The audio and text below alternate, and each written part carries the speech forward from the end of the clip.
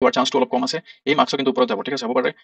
62 যাব, 63 যাব, ঠিক আছে, 64 যাব, এনেকৈ যাব কাট অফ। আৰু এই কাট অফ। নমস্কাৰ,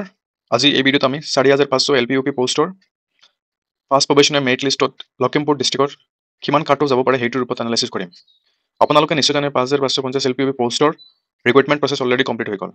তো এতিয়া নেক্সট যিখিনি 4500 পোষ্ট আছে সেইখিনি ডকুমেণ্ট ভেৰিফিকেশ্যন ষ্টাৰ্ট হ'ব। তো এতিয়া সেই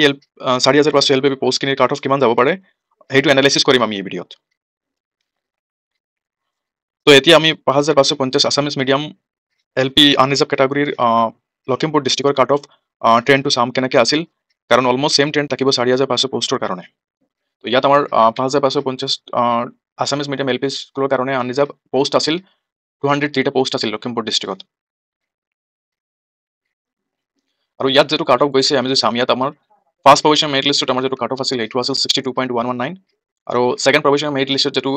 কাট অফ গৈছিল সেইটো আছিল আপোনালোকৰ 61.734, আৰু ফাইনেল মেৰিট লিষ্টত যিটো কাট অফ গৈছে সেইটো আছে 61.648। তো এতিয়া যদি আমি চাওঁ ফাৰ্ষ্ট প্ৰভিশ্যন মেৰিট লিষ্ট আৰু ছেকেণ্ড প্ৰভিশ্যন মেৰিট লিষ্টৰ কাট অফৰ মাজত যিটো ডিফাৰেঞ্চ আছিল বা গেপ কাট অফ কম আছিল সেইটো আছিল আপোনালোকৰ পইণ্ট 385, ঠিক আছে। আৰু আমাৰ ছেকেণ্ড প্ৰভিশ্যন মেৰিট লিষ্ট আৰু ফাইনেল মেৰিট লিষ্টৰ মাজত যিটো ডিফাৰেঞ্চ আছিল সেইটো হ'ল 0.086। তো ফাৰ্ষ্ট প্ৰভিশ্যন মেৰিট লিষ্ট আৰু ছেকেণ্ড প্ৰভিশ্যন মেৰিট লিষ্টৰ মাজত যিটো কাট অফ কমিছিল সেইটো আছিল আপোনালোকৰ 0.385, আৰু ছেকেণ্ড প্ৰভিশ্যন মেৰিট লিষ্ট আৰু ফাইনেল প্ৰভিশ্যন মেৰিট লিষ্টৰ মাজত কাট অফ ডিফাৰেঞ্চ আছিল সেইটো আছিল আপোনালোকৰ 0.086। ফাৰ্ষ্ট প্ৰভিশ্যন মেৰিট লিষ্টৰ ফাৰ্ষ্ট আনৰিজাৰ্ভ কেটাগৰী কেণ্ডিডেট যিটো মানে হাইয়েষ্ট মাৰ্ক আছিল সেইটোৰ মাৰ্ক আছিল আপোনালোকৰ 72.589। যিটো কেণ্ডিডেটৰ পৰা আপোনালোকৰ লিষ্টখন ষ্টাৰ্ট হৈছিল, হাইয়েষ্ট যিকোনো লিষ্ট আছিল, আৰু ফাইনেল মেৰিট লিষ্ট যখন তেওঁলোকে পাব্লিছ কৰিছিলে ফাইনেল লিষ্ট দিয়াৰ পিছত সেইটো আপোনালোকৰ কাট তেওঁলোকে যিটো আছিল সেইটো আছিল 61.648। তো এইখিনি কেণ্ডিডেটৰ মাজত আপোনালোকৰ টোটেল ডিফাৰেঞ্চ যিটো আছে সেইটো আছে আপোনালোকৰ 10.941, ঠিক আছে। যি কেণ্ডিডেটৰ পৰা ষ্টাৰ্ট হৈছিল আৰু লাষ্ট কেণ্ডিডেট যিটো আপোনালোকৰ ফাইনেল মেৰিট লিষ্ট যিটো কাট অফ দিছে সেইটো আছে আপোনালোকৰ এইখিনিৰ মাজত আমাৰ টোটেল ডিফাৰেঞ্চটো হৈছে আপোনালোকৰ 10.941। আৰু ইয়াত পোষ্ট কিন্তু আছিল আপোনালোকৰ আনৰিজাৰ্ভ কেটাগৰীৰ কাৰণে 203 পোষ্ট আছিল। 203 কেণ্ডিডেটৰ মাজত টোটেল ডিফাৰেঞ্চ যিটো আছিল সেইটো আছে আপোনালোকৰ 10.941। এইখিনি ট্ৰেণ্ড আছিল আপোনালোকৰ 5550 পোষ্টৰ কাৰণে। তো এতিয়া 4500 পোষ্টৰ কাট অফ কিছুমান ফেক্টৰৰ ওপৰত ডিপেণ্ড কৰিব আৰু সেইখিনি চাম এতিয়া। তো ইয়াত 5500 পোষ্টৰ অনলাইন এপ্লিকেশ্যন ক্ল'জ হোৱাৰ পিছত 3টা চিটেড এক্সাম হৈছিল উইদিন এ ইয়াৰ। তো এই ষ্টুডেণ্টখিনি 4500 এপ্লাই কৰিছে, যিসকল কেণ্ডিডেটে এই 3টা চিটেড এক্সামত এপিয়াৰ হৈছিল। আৰু তেওঁলোকৰ মাৰ্কছখিনিৰ ওপৰত মেইনলি ডিপেণ্ড কৰিব 4500 পোষ্টত কাট অফ কিমান যাব। আৰু এইখিনি ষ্টুডেণ্ট যদি হাই স্ক'ৰ কৰিছে তেনেহ'লে 4500 পোষ্টৰ যিটো কাট অফ আছে সেইটো কিন্তু হাই যাব, সেইটো কিন্তু অলমষ্ট গেৰাণ্টেড। কাৰণ আমি জানো যে 5500 যিটো লাষ্ট এপ্লাই ডেট ক্ল'জ হোৱাৰ পিছত কিন্তু এই এক্সামখিনি ৰিজাল্ট হৈছিল। তো এই এক্সামখিনিতো বহুতখিনি কেণ্ডিডেট আছিল হাই স্ক'ৰ কৰিছিলে, কিন্তু তেওঁলোকে 5500 পোষ্টত এপ্লাই কৰিব পৰা নাই। তো এইসকল কেণ্ডিডেটো কিন্তু 4500 তেওঁলোকে এপ্লাই কৰিছে। সেইকাৰণে 4500 যিখিনি কম্পিটিশ্যন মেইনলি সেইটো হ'ব 18টো চিটেড এক্সাম যিটো হৈছিল সেইখিনি কেণ্ডিডেট যিখিনি স্ক'ৰ কৰিছে সেইখিনিৰ ওপৰত আপোনালোকৰ মেইনলি ডিপেণ্ড কৰিব। এতিয়া আমি জানো লখিমপুৰ ডিষ্ট্ৰিক্টত টোটেল DLED চিট আছে 200, আৰু 2022-24 ছেশ্যনৰ এই 200 ষ্টুডেণ্টখিনি 3টা চিটাৰত এপিয়াৰ হোৱাৰ চান্সটো পালে। তো এই ষ্টুডেণ্টখিনি ডেফিনেটলি হাই স্ক'ৰ কৰিব। তো এই ষ্টুডেণ্টখিনিৰ কাৰণে কাট অফটো হাই যাব পাৰে কম্পেয়াৰ টু যিসকল কেণ্ডিডেটৰ নাম 5550 ফাইনেল মেৰিট লিষ্টৰ পৰা বাদ পৰিল। কাৰণ এতিয়া চিটেটৰ এভাৰেজ মাৰ্কছ যিটো আছে সেইটো 105 বা 1010 মাজত থাকে এভাৰেজ, সেইকাৰণে কাট অফটো হাই যাব পাৰে। আৰু ইয়াত 2022-24 ছেশ্যনত যিসকল কেণ্ডিডেট আছিল 200 চিট যিটো আছে এই কেণ্ডিডেটখিনি কিন্তু এই 3টা যিটো চিটেড এক্সাম আছিল এইখিনি তেওঁলোকে এপিয়াৰ হ'ল। আৰু এইখিনি এই এক্সামখিনি তেওঁলোকে যদি হাই স্ক'ৰ কৰে তেনেহ'লে কাট অফটো হাই যাব, সেইটো কনফাৰ্ম। নেক্সট কথাটো হ'ল 4500 LP আনৰিজাৰ্ভ কেটাগৰীৰ কাৰণে লখিমপুৰ ডিষ্ট্ৰিক্টত টোটেল পোষ্ট আছে 91, আৰু এই পোষ্টখিনিত যিটো 200 নিউ DLED পাছ কৰা কেণ্ডিডেটখিনি ডাইৰেক্টলি কম্পিট কৰিব, কাৰণ তেওঁলোকে বেক টু বেক 3টা চিটেড এক্সাম পালে হাই স্ক'ৰ কৰাৰ কাৰণে। ধৰিব পাৰিব যে 200 যিটো নিউ DLED ষ্টুডেণ্টখিনি আছিল সেইখিনি কিন্তু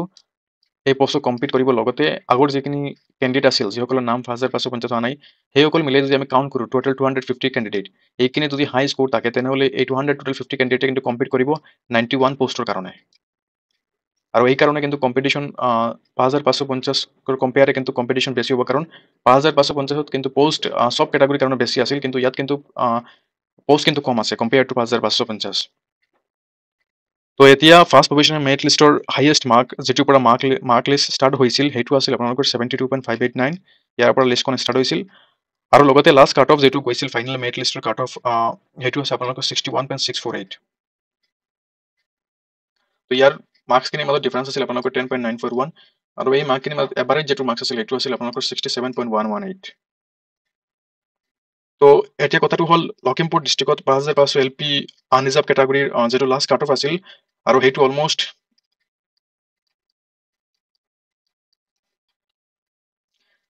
203 কেণ্ডিডেটছৰ মাজত আছিল তো পোষ্ট ইমান বেছি হোৱাৰ পিছতো যদি কাট অফ ইমান গ'ল তেনেহ'লে 4500 পোষ্ট 4500 এলপি আনৰিজাৰ্ভ কেটাগৰীৰ যেটো টোটেল পোষ্ট আছে সেইটো আছে আমাৰ 91 আৰু এই পোষ্টখিনিত এপ্লাই কৰা কেণ্ডিডেটৰ মাৰ্ক বহুত হাই আছে তো সেইকাৰণে যিসকল কেণ্ডিডেটৰ মাৰ্কছ এপ্ৰক্সিমেটলি ক'ব পাৰোঁ যে 62 61 তাৰ বা 63 তলত আছে তেওঁলোকৰ কিন্তু চান্সটো অলপ কম আছে তো 5550 এলপি ইউপি পোষ্টৰ যেটো লাষ্ট কাট অফ গৈছিল আনৰিজাৰ্ভ কেটাগৰী কাৰণ লখিমপুৰ ডিষ্ট্ৰিক্টত সেইটো আছিল আপোনালোকৰ 61.648 তো 203 পোষ্ট হোৱাৰ পিছতো যদি ইমান কাট অফ গৈছে তেনেহ'লে ইয়াত 4500 যেটো টোটেল আনৰিজাৰ্ভ কেটাগৰী পোষ্ট আছে সেইটো আছে আমাৰ 91 তো এই পোষ্টখিনিৰ বাবে কিন্তু কাট অফ ইয়াৰ তলত নামিব ঠিক আছে কাট অফটো ইয়াৰ ওপৰত থাকিব যিসকল কেণ্ডিডেটৰ 62 63 আছে যিসকল অলমোষ্ট কনফাৰ্ম তেওঁলোকৰ নামটো ফাইনেল মেৰিট লিষ্টত আহিব বা তেওঁলোকে 4500 জব পোৱাটো অলমোষ্ট কনফাৰ্ম কিন্তু যিসকলৰ মাৰ্ক 62 বা 61 তাৰ তলত আছে তেওঁলোকৰ কিন্তু চান্সটো অলপ কম আছে কাৰণ 203 পোষ্টৰ মাজত যদি কাট অফ ইমান গৈছে তেনেহ'লে 91 পোষ্টৰ এগেইনষ্টৰ কাট অফটো অলপ হাই যাব ঠিক আছে আৰু সেইটোৰ মেইন ৰিজন যেটো আছে সেইটো আছে আমাৰ আমি অলৰেডি ক'লো আপোনালোকৰ যে ইয়াত 3টা সিটেড এক্সাম হৈছিল এই 3টা সিটেড এক্সামত কেণ্ডিডেটখিনি কিন্তু যথেষ্ট হাই স্কোৰ কৰিছে তেওঁলোকে তো এই ভিডিঅ'ত মই যিখিনি কথা ক'লোঁ সেইখিনিৰ ওপৰত আপোনাৰ কাট অফটো ডিপেণ্ড কৰিব আৰু ইয়াত একজেক্ট কোনটো কাট অফ যাব সেইটো ক'ব নোৱাৰিম তো ইয়াত মই এপ্ৰক্সিমেট ক'লোঁ আপোনালোকৰ 61 62 63 এনেকৈ যাব পাৰে বাট যেটো এপ্ৰক্সিমেট নম্বৰ ক'লোঁ সেইটো হ'ব অলমোষ্ট 60 to 70% চান্স আছে 5550 পোষ্টখিনিৰ কাট অফ ট্ৰেণ্ডটো এনেই আছিল তো সেইকাৰণে আপোনালোকৰ চান্সটো আছে যিসকলৰ এটলিষ্ট এই মাৰ্কৰ ওপৰত মাৰ্ক আছে সেইখিনি কিন্তু চান্সটো আছে তেওঁলোকে কিন্তু 4500 তেওঁলোকৰ নামটো ফাইনেল মেৰিট লিষ্টত থাকিব বা তেওঁলোকৰ জবটো হ'ব সেইটো কনফাৰ্ম তো এতিয়া আমি লখিমপুৰ ডিষ্ট্ৰিক্টত 5550 আছামিজ মিডিয়াম এল পি স্কুলৰ আমাৰ যেটো কাট অফ গৈছিল সেইটো অলপ এনালাইচিছ কৰিম তো 5550 লখিমপুৰ ডিষ্ট্ৰিক্টত আছামিজ মিডিয়াম এল পি স্কুলৰ কাৰণে আমাৰ টোটেল পোষ্ট আছিল 41 আৰু এই 41 পোষ্টৰ মাজত আপোনাৰ কাট অফ যেটো গৈছিল সেইটো আছিল ফাৰ্ষ্ট পজিশ্যনৰ মেৰিট লিষ্টত আছিল 60.711 সেকেন্ড পজিশ্যনৰ মেৰিট লিষ্টত আছিল 60.465 আৰু ফাইনেল মেৰিট লিষ্টত আছিল 60.438 তো ইয়াত আপোনালোকৰ ফাৰ্ষ্ট পজিশ্যনৰ merit list first OBC candidate যেটোৰ পৰা লিষ্টটো ষ্টাৰ্ট হৈছিল নম্বৰ 1 এইটোৰ মাৰ্ক আছিল 63.048 এইটো যে আপোনালোকে লিষ্টটো চাই আপোনালোকে তাত দেখিব পাৰিব এই মাৰ্কখিনি আৰু ফাইনেল মেৰিট লিষ্ট যেতিয়া পাব্লিছ হৈছিল ফাইনেল মেৰিট বা ফাইনেল ৰিজাল্ট দিয়াৰ পিছত এইটোত আপোনালোকৰ যেটো ফাইনেল কাট অফ তেওঁলোকে মেনশ্যন কৰিছে বা পাব্লিছ কৰিছে এইটো হৈছে 60.438